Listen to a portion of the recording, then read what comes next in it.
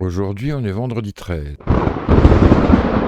Et si tu fais partie de ceux qui évitent les chats noirs, qui évitent de passer sous une échelle ou qui croisent les doigts avant un examen, tu n'es pas seul. Même si tu ne veux pas y croire, une petite part de toi reste superstitieuse. Mais pourquoi? Pourquoi des croyances vieilles de plusieurs siècles ont encore un impact sur notre société rationnelle? Est-ce que la superstition est une faiblesse, une tradition ou un besoin humain fondamental? C'est ce qu'on va voir. Les superstitions. Ce sont ces croyances irrationnelles selon lesquelles certains gestes, objets ou événements porteraient bonheur ou malheur.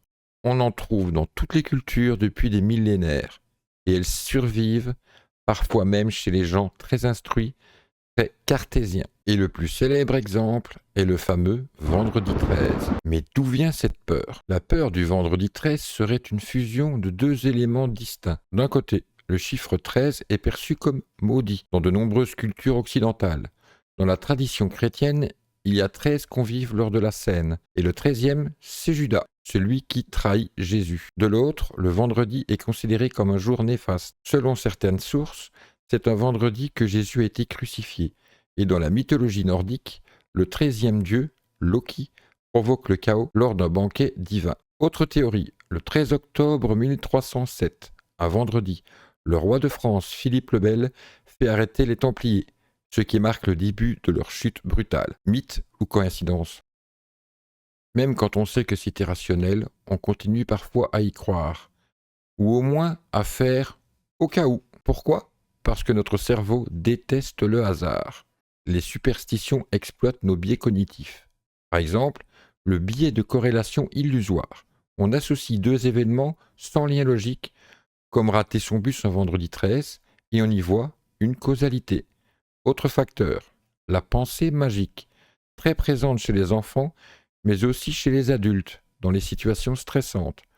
Enfin, les superstitions donnent un sentiment de contrôle, même illusoire face à l'imprévisible. Et ça, c'est rassurant.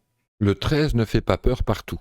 En Chine, c'est le chiffre 4 qui est évité car il se prononce comme mort. En Italie, c'est le 17 qui porte malheur. Au Japon, certaines maternités n'ont pas de chambre 43, car 4 et 3 se prononcent Shi-san, très proche de mort prématurée. Et aux États-Unis ou en France, certaines compagnies aériennes sautent la rangée 13 dans les avions. Ce qui est fascinant, c'est que même dans des sociétés modernes, technologiques, les superstitions persistent. Mais pourquoi? Les superstitions sont des mécanismes de coping, des stratégies pour faire face à l'incertitude, à l'anxiété. C'est pour ça qu'on les retrouve beaucoup chez les sportifs, Nadal qui aligne ses bouteilles, Serena Williams qui porte les mêmes chaussettes, les étudiants avant un examen, les joueurs de loto, les personnes confrontées à la mort ou au deuil. Elles donnent du sens, elles apaisent et elles renforcent parfois le sentiment d'appartenance à un groupe. Aujourd'hui, les superstitions ont évolué. On parle d'astrologie, de loi de l'attraction, de cristaux énergétiques, de manifesting.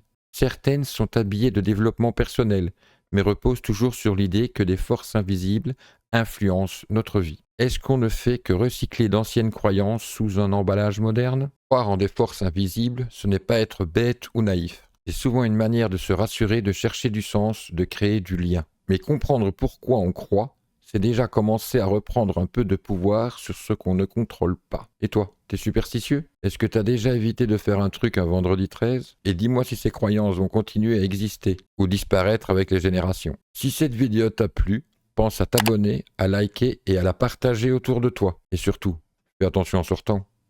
On est quand même vendredi 13. C'était Champi. À bientôt.